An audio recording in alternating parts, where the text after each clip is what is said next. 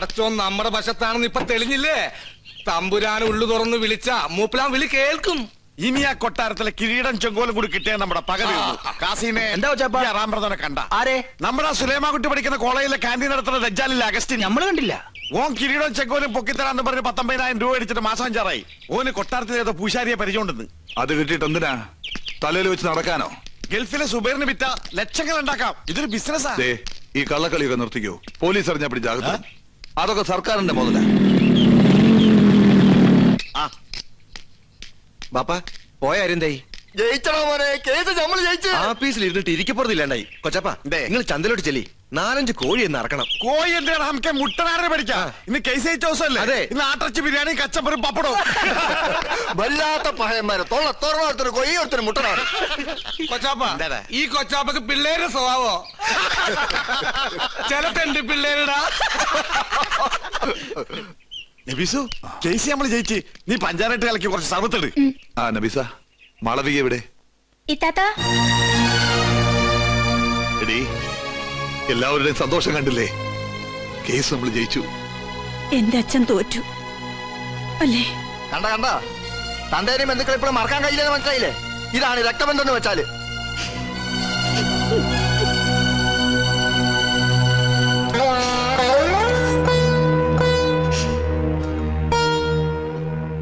ഇത്രയും കാലം നിന്റെ മനസ്സിൽ ഞാൻ തോക്കണമെന്നായിരുന്നു പ്രാർത്ഥന.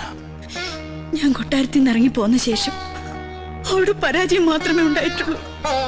ഇതെല്ലാം മനസ്സിലുണ്ടായിരുന്നെങ്കിൽ പിന്നെ എന്തിനാ വക്കാലത്ത് ഒപ്പിട്ടതെന്നതും കേസ് നടത്താൻ സമ്മതിച്ചതും?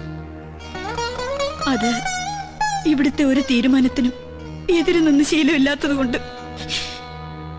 ഇപ്പൊ തന്നെ 7 തലമുറയ്ക്ക് ജീവിക്കാനുള്ള സ്വത്തുണ്ടല്ലോ. പിന്നെന്തിനാ കൊട്ടാരത്തിൽ നിന്നും പിടിച്ചു വാങ്ങുന്നത്? നമുക്ക് ഒരൊറ്റ മോനല്ലേ ഉള്ളൂ. എടീ, എന്റെ ഈ കാലിന് വില പറയുകയാണ് ഞാൻ. നിന്നെ സ്നേഹിച്ച കുറ്റത്തിന് എന്റെ ഈ കാല് തല്ലി ഒടിക്കുമ്പോ അരുതേ അരുതേ എന്ന് ഞാൻ കേണപേക്ഷിച്ചു. അന്ന് കൊട്ടാരം തമ്പുരാക്കന്മാരുടെ ഒന്നും കണ്ണിൽ ചോര ലവലേശം പോലും ഇല്ലായിരുന്നു. ആ കൊട്ടാരത്തിന്റെ അടിത്തറ കൂടി ഈ മുറ്റത്തെത്തിയാൽ അന്ന് ഈ കണക്ക് ഞാൻ തീർക്കും. അതുവരെ അവസാനിക്കില്ലൊന്നും. നിന്റെ കൈയും പിടിച്ച് അന്ന് ഞാൻ ഈ മുറ്റത്തുനിന്ന് കയറുമ്പോ സമുദായ പ്രമാണിമാർ പറഞ്ഞു നിന്നെ ഇസ്ലാമാക്കണമെന്ന്. ഞാൻ നിന്നെ നിർബന്ധിച്ചോ? എന്നെങ്കിലും നീ അമ്പലത്തിൽ പോണത് ഞാൻ തടഞ്ഞിട്ടുണ്ടോ? തിരുവാതിരയും വിഷുവും ദീപാവലിയും നമ്മൾ ഒന്നിച്ചല്ലേ ആഘോഷിക്കാറ്? ഞാനൊന്നും മറന്നിട്ടില്ല. ഒന്നും മറക്കാതിരിക്കാനാ പറയുന്നത്. കോടതി വിധി പ്രകാരം കിട്ടിയ സ്വത്ത് എനിക്കും എന്റെ മകനും അനുഭവിക്കാനല്ല, അപമാനിക്കാനാ. കൊട്ടാരക്കെട്ടിലെ തമ്പുരാക്കന്മാരെ അപമാനിക്കാൻ മാത്രം എനിക്ക് നിന്നോട് പറയാൻ ഒന്നേ ഉള്ളൂ. തടയരുത്.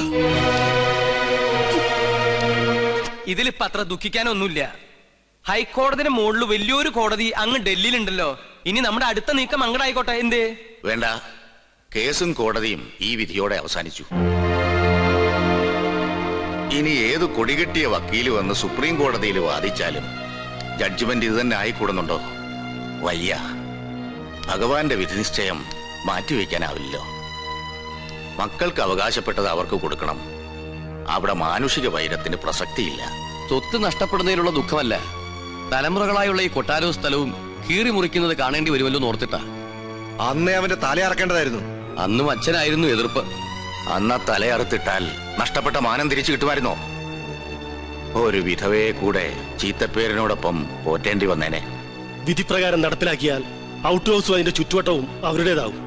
അവിടെ മുസ്ലിങ്ങൾ വന്ന് താമസം തുടങ്ങും. പിന്നെ ഇറച്ചിയായി മീനായി. ഇപ്പൊ തീ തിന്നുന്നത് ഞാനാ, എന്റെ മോളെ കുറിച്ച് ഓർത്തിട്ട്. ഞങ്ങൾക്കാർക്കും ഗോപികമ്മയുടെ കാര്യം ഓർത്തിട്ട് വിഷമമില്ലെന്നാണോ? എത്ര ആലോചനകൾ മുടങ്ങി. ഇനി ഈ പൂമുഖത്തേക്ക് കൊള്ളാവുന്ന ഒരു രാജകുടുംബത്തിൽ നിന്നും ആലോചനകൾ വരില്ല എന്ന് ഉറപ്പുമായി. ഓ, എല്ലാം അറിഞ്ഞിട്ട് തന്നെയല്ലേ വലിയ കോയിക്കിൽ നിന്നും ആലോചന വന്നത്? അത് കോടതി വിധിക്ക് മുമ്പ്. കോടതി വിധി മുൻകൂട്ടി കണ്ട് കല്യാണം മുടങ്ങാതിരിക്കാൻ ഞാനൊരു അതിബുദ്ധി കാണിച്ചിട്ടുണ്ട്. കാര്യങ്ങൾ പറഞ്ഞ് മനസ്സിലാക്കി അവരെ ഇങ്ങോട്ട് കൂട്ടിക്കൊണ്ടുവരാൻ ഞാൻ നമ്മുടെ പരേശൻ മൂരി അങ്ങോട്ട് അയച്ചിട്ടുണ്ട്. നന്നായി. ഇതെങ്കിലും മുടങ്ങാതിരുന്നാ മതിയായിരുന്നു. വിഘ്നേശ്വര, വിഘ്നേശ്വര, തടസ്സങ്ങളൊക്കെ നീക്കി തരണേ. തമ്പുരാട്ടി കുഞ്ഞിന്റെ കല്യാണാലോചന എത്തമണയും മുടക്കി. മഹാപാപം. ആ ചെയ്ത പാപത്തിന് പരിഹാരമായി കൊട്ടാരൻ ദേവിക്ക് 5 വെടിവഴിപാടും കഴിച്ചിട്ട് നോ വന്നിരിക്കണത്. എന്നാലും നിങ്ങൾ എന്തിനാ കല്യാണം മുടക്കിയത്? കൊട്ടാരം വക ക്ഷേത്രത്തിൽ പൂജാരി എന്ന പോസ്റ്റുമായി ദേവി പൂജ ചെയ്യാൻ തുടങ്ങിയിട്ട് വർഷം 16 കഴിഞ്ഞിരിക്കണു. ഒരു തികഞ്ഞ ദരിദ്രവാസിയായ നമ്മെ ഇപ്പൊ ദേവി ഒന്ന് കടാക്ഷിച്ചു. അതും നല്ല ബുദ്ധി തന്ന. എന്തു ബുദ്ധി? കേട്ടോളൂ, ഈ കല്യാണം കൂടി മുടങ്ങിയ വാർത്ത കൊട്ടാരത്തിൽ അറിയുമ്പോ അവരാകെ ഒന്ന് പതറും. മനസ്സ് പതറുമ്പോ കവടി നിരത്തും. കവടി നിരത്തിയാൽ ഫലം ശത്രുദോഷം, പരിഹാരം പൂജ. കൊട്ടാരം പൂജാരിയെ നോമത് യാഗമാക്കി മാറ്റും. ഒരു സ്വയംവര യാഗം. അതിലാണ് നമ്മുടെ രാജയോഗം. നോം ലക്ഷങ്ങൾ അടിച്ചു മാറ്റും. ഈ 5 ഏക്കറും വീടുന്നോ സ്വന്തമാക്കും. ഇവിടെ എന്നെ നോം രാജ്ഞിയാക്കും. അതുവരെ നിങ്ങളെ ജീവനോടെ വെച്ചേക്കോ ഈശ്വര. എന്താ ഈശ്വരൻ നമ്മ കൊല്ലൂന്ന് നിന്നോട് പറഞ്ഞുവോ? ഈശ്വരനല്ല കൊല്ലാൻ പോണത്. നിങ്ങൾ കൊട്ടാരത്തിൽ നിന്ന് കട്ടുകൊടുക്കാന്ന് പറഞ്ഞ കിരീടവും ചെങ്കോലും ചോദിച്ച് ആ അഗസ്റ്റും വീണ്ടും ഇവിടെ വന്നിരുന്നു. എന്നിട്ട് അവൻ എങ്ങോട്ട് പോയി? കൊട്ടാരത്തിലേക്ക്. കൊട്ടാരത്തിലേക്കോ? എന്റെ ദേവി! അഗസ്ത്യ! വീട്ടിൽ വന്നിരുന്നുവോ? പിടിച്ചു നിർത്ത്. നിയന്ത്രണം പോയി. ബ്രേക്ക് നോക്കട്ടെ. ഇത് കുഴിയാണല്ലോ.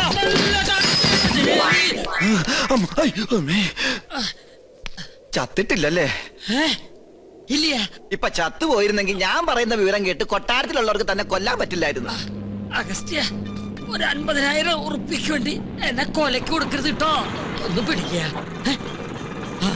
ഓട്ടോ അഗസ്ത്യ, കൊട്ടാരത്തിലേക്ക് പോകരുത് കേട്ടോ. നിക്ക. അഗസ്ത്യ, നോ പറയണതൊന്ന് കേക്ക. വേണ്ട. അയ്യോ, താനൊന്നും പറയണ്ട. കുറെ കാലമായി താനിത് പറയുന്നു, കുറെ കാലമായി ഞാനിത് കേൾക്കുന്നു. ഇന്ന് എനിക്ക് രണ്ടിലൊന്നും അറിഞ്ഞു പറ്റും. ഇത്രയും കാലം പറഞ്ഞ പോലല്ല, എന്തിനും പരിഹാരം ഉണ്ടാക്കാം. ഉറപ്പാണോ? ഉറപ്പാ. എന്നാ പോ. എടോ, തന്നോടല്ല, നമ്മുടെ വണ്ടി പോകാനാ പറഞ്ഞത്. ഒന്നുകിൽ താൻ കൊട്ടാരത്തിൽ നിന്ന് മോട്ടിച്ചു തരാൻ തന്നെ കിരീടവും ചെങ്കോലും, അല്ലെങ്കിൽ താൻ അതിനായി എന്റെ കയ്യിൽ നിന്ന് വാങ്ങിച്ച 50,000 രൂപ എനിക്ക് ഇപ്പൊ കിട്ടണം. സാവകാശം വേണം. 10 ദിവസത്തെ സമയം തരണം. ദൈവത്തോർത്ത് സമ്മതിക്ക. ദൈവത്തെ ഓർത്ത് 10 ദിവസത്തിനുള്ളിൽ കിരീടവും ചെങ്കോലും ഹാജിമാരുടെ കയ്യിൽ ഏൽപ്പിച്ചില്ലെങ്കിൽ പിന്നെ എനിക്ക് കോളേജിൽ ക്യാൻറ്റീൻ നടത്താൻ പറ്റില്ല. എനിക്ക് വീടും പറമ്പും മേടിക്കാനും പറ്റില്ല. തരാ ഉറപ്പ. സമാധാനായിട്ടിരിക്ക. ഗോപികമോൾ ആകെ ദേഷ്യത്തിലാ. ഈ അണിഞ്ഞൊരുങ്ങൽ അവസാനത്തെ അന്ന് അവള് പറയണേ. ഇനി വയ്യ അത്ര ഒരു പ്രദർശന വസ്തുവായിട്ട് നിൽക്കാൻ. ഗോന്നാരെ വലിയ കോയിക്കിലേക്ക് വിളിച്ച് അവര് പുറപ്പെട്ടോ ഇല്ലയോ എന്ന് അന്വേഷിക്കാം. വേണ്ട, മുടക്കി. ആര്? അല്ല, മുടങ്ങി. അതും മുടങ്ങി. കാര്യങ്ങൾ പറഞ്ഞ് മനസ്സിലാക്കി അവരെ കൂട്ടിക്കൊണ്ടുവരാനല്ലേ തന്നെ പറഞ്ഞയച്ചത്. നമ്മെ കൊണ്ട് ചെയ്യാൻ പറ്റുന്നതൊക്കെ നാം ചെയ്തു. ഉദയപുരം കൊട്ടാരവുമായി ഒരു ബന്ധവും അവർക്ക് സ്വീകാര്യമല്ലത്രേ. അടിക്കടി വിവാഹം മുടങ്ങുന്നതും പരാജയം ഉണ്ടാകുന്നതും ഈ കൊട്ടാരത്തിന് മേൽ പതിഞ്ഞിരിക്കുന്ന ദൃഷ്ടിദോഷം കൊണ്ടും മുജ്ജന്മ ശാപങ്ങളും കൊണ്ടാ. അത് മാറ്റിയെടുക്കാൻ യാഗവും പൂജയും നടത്തണമെന്ന് പലയാവർത്തി നാം പറഞ്ഞിട്ടുള്ളതല്ലേ? കേട്ടുവോ? സമയം ഇനിയും വൈകിട്ടില്ല. 41 ദിവസം 101 കാർമ്മികരുടെ സാന്നിധ്യത്തിൽ ഒരു സ്വയംവരയാഗം. ചെലവ് നിസ്സാരം, 10 ലക്ഷം രൂപ. ഫലമോ സർവൈശ്വര്യങ്ങളും. അതും നോം നടത്തിയാൽ ഫലം നിശ്ചയം. പൂജ, യാഗം തുടങ്ങിയ അന്ധവിശ്വാസങ്ങൾ കൂടെ പൊറപ്പിച്ച പല രാജകുടുംബങ്ങളും തകർന്നിട്ടുള്ളത്. ഇവിടെയോ ഇതൊന്നും നടത്താതെയും കൊട്ടാരത്തിൽ ഒരു പൂജാകർമ്മം നടന്നിട്ട് വർഷങ്ങൾ കഴിഞ്ഞിരിക്കണു. ഒരുപക്ഷെ അതിന്റെയൊക്കെ ഫലമാണോ എന്തോ ഗോവയ്ക്ക് ശേഷം ഒരു കുഞ്ഞിക്കാല് കാണാനുള്ള ഭാഗ്യം ഇവിടെയുള്ളവർക്ക് ഇല്ലാതായത്. ഗോന്നാരെ, ഗുരുവായൂരുന്ന് വാസുദേവ നമ്പൂരിയെ വരുത്തുക.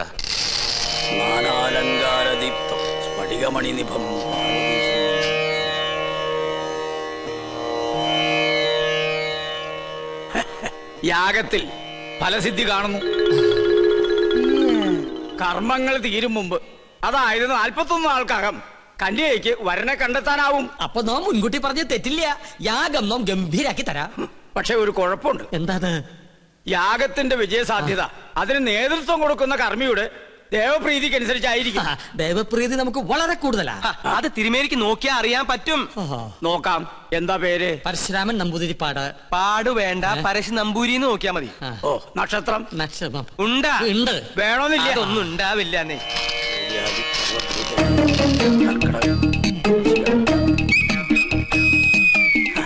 തിരുമേനിക്ക് എനിക്ക് ദേവപ്രീതി അശേഷം.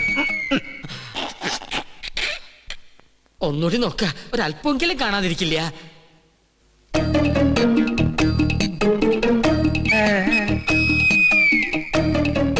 എനിക്ക് ഒരിക്കൽ ഗണിച്ചാ മതി, തെറ്റില്ല. അങ്ങോട്ട് മാറി നിൽക്ക. ദേവപ്രീതിക്ക് വഴിപാട് എന്നാ പിന്നെ ഇത് വഴിപാടായിട്ട് ഇത് പിടിക്കട്ടെ. എന്റെ ഭഗവാനെ, വേറെ ആരുണ്ട്? പണ്ടി കൊട്ടാരത്തിൽ ഒരു യാഗം നടത്തിയത് മണിമല മാണിക്യം ചെറിയ കൊട്ടാരത്തിൽ ബ്രഹ്മദത്തൻ നമ്പൂരിയാ. ആള് ബഹുകേമൻ, പക്ഷെ ജീവിച്ചിരിപ്പില്ല. അദ്ദേഹത്തിനൊരു മകനുണ്ട്. ഇല്ല. ഉണ്ട്. ഞാൻ ഓർക്കണോ, അന്ന് അദ്ദേഹത്തോടൊപ്പം ഇവിടെ വരാറുള്ള 8 വയസ്സുകാരൻ കുസൃതി പയ്യൻ. എന്താ അവന്റെ പേര്? ഓർമ്മയില്ല. ഓർമ്മയുണ്ട്. ഉണ്ണികൃഷ്ണൻ. ആ, അത് തന്നെ. യാഗം പിള്ളേരുകളിയല്ല, അതിന് ഉണ്ണികൃഷ്ണൻ ഇപ്പൊ കൊച്ചുകുട്ടിയൊന്നുമല്ലല്ലോ. ഓരോ വർഷം കഴിയും തോറും ഓരോ വയസ്സ് കൂടെയല്ലേ എന്റെ മണ്ടൻ നമ്പൂരി. നിർത്തുക. അച്ഛന്റെ പാരമ്പര്യം ഉണ്ണിക്ക് കിട്ടാണ്ടിരിക്കോ? ചിലപ്പോ പേര് കേട്ട ഒരു പൂജാരി ആയിരിക്കും ആ കുട്ടി. നോക്കാം. കർക്കടകം, വൃശ്ചികം. ഇതിന് മേൽ മറ്റൊന്നും കാണുന്നില്ല. അത്രയ്ക്ക് കേമം. ഒന്നുകൂടി ആലോചിച്ചിട്ട്. വേണ്ട ഗോനേരെ, ഉടനെ ഉണ്ണിയെ കൊട്ടാരത്തിൽ എത്തിക്കണം. അമാന്തിക്കണ്ട, പുറപ്പെട്ടോളൂ. ഗൗളി ചലച്ചു. വടക്ക് കിഴക്ക്. ആളെ കണ്ടെത്താൻ ഇത്തിരി പ്രയാസപ്പെടും. അപ്പൊ പിന്നെ പോണോ? പോണം. ഈ ചെറുപ്രായത്തിൽ മഹാഭാഗ്യല്ലേ ഉണ്ണിക്ക് കൈവന്നിരിക്കണേ. എന്താ അവരവനെ ദത്തെടുക്കാന്ന് പറഞ്ഞോ? എന്റെ മുത്തശ്ശി, കൊട്ടാരത്തിൽ വലിയൊരു യാഗം നടക്കാൻ പോവാ.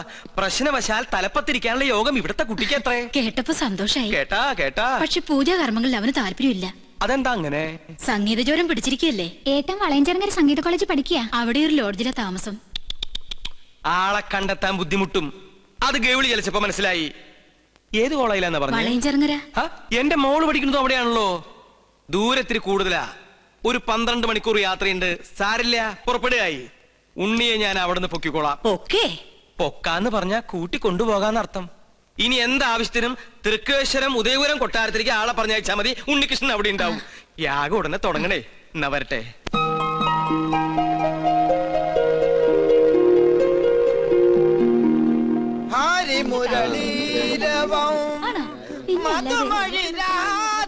ചെമ്മാങ്കുടി ഇന്ന് നേരത്തെ തുടങ്ങിയല്ലോ. ചെമ്മാങ്കുടിയുടെ അത്ര ഇല്ലെങ്കിലും നല്ല സ്വരശുദ്ധി ഇല്ലേ? ദയവേത് സംഗീതം പഠിക്കുന്ന കുട്ടികളെ ഇങ്ങനെ കൊല്ലരുത്. സംഗീതം ഒരിക്കലും മരിക്കുകയില്ല. സാധകം ചെയ്തതാ പെങ്ങന്മാരെ. കഴുത്തോളം വെള്ളത്തിൽ നിന്ന് സാധകം ചെയ്യാൻ കഴുത്തോളം കടം സമ്മതിക്കണ്ടേ? അതുകൊണ്ട് ചായ അടിക്കുമ്പോ ആകാന്ന് കരുതി. ചെറുകടി എന്തുണ്ട് അച്ഛൻ ചേട്ടാ? സമൂസ, മസാല, പഴംപൊരി, പരിപ്പ് വട. കുട്ടി നിർത്തി കുടിക്കൂ, എന്നാലല്ലേ സിരസിൽ കയറാതിരിക്കൂ. സംഗീതം പഠിച്ചല്ലോ. മുല്ല പൂമ്പൊടി ഏറ്റുകിടക്കും, അകത്തിനുമുണ്ടാകും സൗരഭ്യം. സത്യത്തിൽ ഇന്നത്തെ മത്സരത്തിൽ എനിക്കും ഒരു കൈ നോക്കണമെന്നുണ്ടായിരുന്നു. അയ്യോ, അത് വേണ്ട. വേണ്ടേ? ആ ഒരു കൈ സുലൈമാനും ഉണ്ണികൃഷ്ണൻ തമ്മിൽ നോക്കിക്കോളും. എന്നാ നിങ്ങൾ പറ, ഇന്നത്തെ മത്സരത്തിൽ ആര് ജയിക്കും? സംശയം എന്താ? സുലൈമാൻ. ആ, അങ്ങനെ പറ. ഓ, അവളുടെ ഒരു സുലൈമാൻ. മേത്ത ചെറുക്കനെ പ്രേമിക്കാൻ നടക്കുന്ന നായരിച്ചി. വൺവേലൈനാ, ഒന്ന് പോടി. നീ നോക്കിക്കോ, ഉണ്ണികൃഷ്ണനെ ജയിക്കും. വെറുതെ തർക്കിച്ച സമയം കളയേണ്ട സംഗീതേ. ഉച്ച കഴിഞ്ഞ് അറിയാലോ വിധി. അത് നമ്മുടെ സുലൈമാനെ ജയിക്കും. ബെറ്റുണ്ടോ? 1000 rupees bet. അഗ്രീഡ്. ഓക്കെ. ആന്റണിയും ശ്രീലക്ഷ്മിയും അഗസ്റ്റിനും ഒക്കെ എനിക്കെതിരാണെന്ന് അറിഞ്ഞോടനെ ചോദിക്കുക. വെറുതെ കാശ് കളയണോ? വീം പഠിക്കാതെ പാടി ജയിക്കടാ. എന്ത് തന്നെ ആയാലും ഒടുവിൽ വിജയം എന്റേതായിരിക്കും. ചെമ്പൈ സംഗീതോത്സവത്തിൽ പാടുന്നതും ഞാനായിരിക്കും. നമുക്ക് കാണാം. ആ പടാ. ഉണ്ണി, ചെയർമാൻ വിളിക്കുന്നു.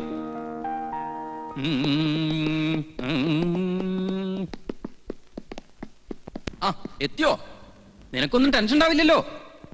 അതെങ്ങനെയാ? സ്വന്തം മക്കള് മത്സരിക്കുമ്പോ തന്തയ്ക്കും തള്ളക്കില്ലേ ആദി? അതിന് ഞാൻ നിന്റെ തന്തയല്ലോ തള്ളയല്ലോ സമ്മതിച്ചു. എന്നാലും നിന്റെ കാര്യത്തില് എനിക്കിത്തിരി താല്പര്യം കൂടിക്കോളൂ. അതേ, ഈ സ്നേഹ മനസ്സിലായോ? ഈ സംഗീത കോളേജിന്റെ ചരിത്രത്തിൽ ആദ്യമായിട്ടാണ് ഫൈനൽ റൗണ്ടിൽ ഒരു ഇസ്ലാമും നമ്പൂതിരും തമ്മിൽ മത്സരിക്കണേ. അറിയോ? ഒരല്പം സ്വാർത്ഥം ഉണ്ടെന്ന് കൂട്ടിക്കോളൂ. അല്ലെങ്കിൽ എന്റെ സുഹൃത്തിന്റെ മകൻ എന്നുള്ള പരിഗണന. എന്തായാലും നീ തന്നെ ജയിക്കണം. ഈ മത്സരത്തിൽ ജയിക്കുന്ന ആൾക്ക് ചെമ്പൈ സംഗീതോത്സവത്തിൽ പാടാനുള്ള അവസര കിട്ടണേ. അതും മഹാരഥന്മാരോടൊപ്പം. ഈ കോളേജിൽ നിന്നും ഒരു ബ്രാഹ്മണനെ അവിടെ എത്താൻ പാടുള്ളൂ. സാർ, സംഗീതം ദേവകലയാ. ബ്രാഹ്മണർക്ക് ദേവന്മാരുടെ തൊട്ടടുത്ത സ്ഥാനം. അത് മനസ്സിലാക്കാദ്യം. അത് പറയരുത് സാർ. പ്രശസ്തനായ കഥകളി സംഗീതജ്ഞൻ കലാമണ്ഡലം ഹൈദരാലി ഏത് ജാതിയാ? ഗായകൻ യേശുദാസ് ഏതാ ജാതി? സക്കീർ ഹുസൈന്റെ ജാതി ആരെങ്കിലും അന്വേഷിക്കാറുണ്ടോ സാർ? അങ്ങനെ പറഞ്ഞ ഒരുപാടുണ്ടാവും. ഞാൻ ഇവിടുത്തെ കാര്യം പറഞ്ഞേ, നീ ജയിച്ചേ പറ്റൂ. ഒരു സംഗീത കോളേജിലെ ചെയർമാൻ ഒരിക്കലും വർഗീയവാദി ആകരുത്. ജാതി ചിന്ത വെടിഞ്ഞ് എന്നിൽ വിശ്വസിക്ക്, ഞാൻ ജയിക്കാം. അവന്റെ ആത്മവിശ്വാസം തർക്കമില്ല. അവന്റെ അച്ഛന്റെ അതേ പ്രകൃതം. പക്ഷെ എനിക്ക് പ്രതീക്ഷയില്ല. സുലൈമാൻ തോറ്റേ പറ്റൂ. വഴി ഞാൻ നേരത്തെ കണ്ടുവച്ചിട്ടുണ്ട്. സുലൈമാന്റെ പക്കമേളക്കാരെ സ്വാധീനിക്കണം. അവൻ പാടുമ്പോൾ ശ്രുതി തെറ്റണം. പെട്ടെന്ന് ശ്രുതി മാറിയാൽ എത്ര വലിയ സംഗീതജ്ഞനായാലും ഒന്ന് പതറും.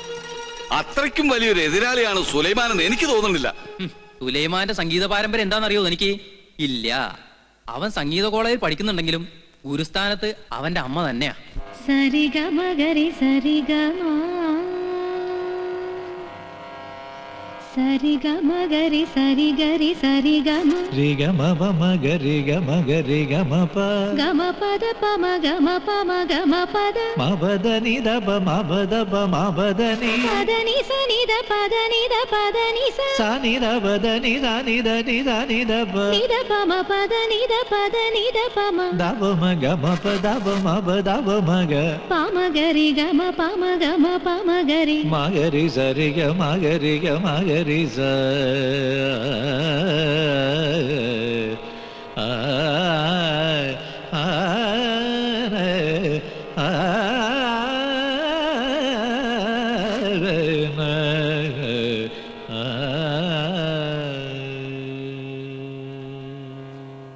വിജയിക്കണേ ഈശ്വര. എന്റെ മോൻ പാടി ജയിക്കും. ചെമ്പൈ സംഗീതോത്സവത്തിൽ നീ ഇരുന്ന് പാടുന്നത് ഞാൻ ഇന്നലെ സ്വപ്നത്തിൽ കണ്ടു. പിന്നെ പോകുന്നതിന് മുമ്പ് ബാപ്പയുടെ അനുഗ്രഹം വാങ്ങിക്കണം. എന്താ കാശ് വല്ലതും വേണോ? വേണ്ട. പിന്നെന്താ? ഇന്ന് കോളേജിൽ നടക്കുന്ന സംഗീത മത്സരത്തിൽ ജയിച്ച തഞ്ചാവൂര് ചെമ്പൈ സംഗീതോത്സവത്തിന് പാടാൻ അവസരം കിട്ടും. ഓ, അതാണോ ഇപ്പൊ വലിയ കാര്യം? നീ അവിടെ എവിടെയും പോയി പാടി കിട്ടുന്ന കാശ് കൊണ്ട് വേണോ നമുക്ക് കഞ്ഞി കുടിക്കാൻ? കാശിനല്ലോ ബാപ്പ, ആ വേദിയിൽ പാടാൻ കഴിയാന്ന് പറഞ്ഞ മഹാഭാഗ്യ. എന്നെ അനുഗ്രഹിക്കണം. ഇല്ല, ഇക്കാര്യത്തിൽ നീ അത് പ്രതീക്ഷിക്കണ്ട. നീ പാട്ടും കൂത്തും ഒക്കെ നിർത്തി ബാപ്പായുടെ കൂടെ മരക്കച്ചവടത്തിനിറങ്ങ്. എന്നിട്ടൊരു കുടുംബമായിട്ട് ജീവിക്കാനുള്ള വഴി നോക്ക്. എടാ, നിന്റെ ഈ പ്രായത്തിലെ എന്റെ ബാപ്പാന്റെ 10 കാശ് ഇറന്നു വാങ്ങിച്ച് ഞാൻ ജീവിച്ചിട്ടില്ല. നിനക്കും ബാപ്പയ്ക്ക് കാശ് കാശ് ഈ ഒറ്റ ചിന്തയുള്ളൂ. മരക്കച്ചവടക്കാരന് സംഗീതം അറിയായിരുന്നെങ്കിൽ എന്റെ അമ്മ ഇന്ന് ലോക പ്രശസ്തയായനെ.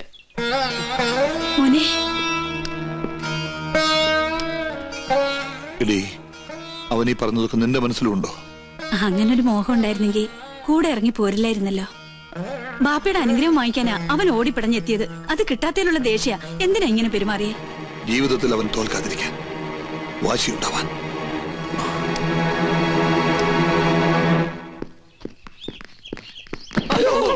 എന്താടാ ഇത്?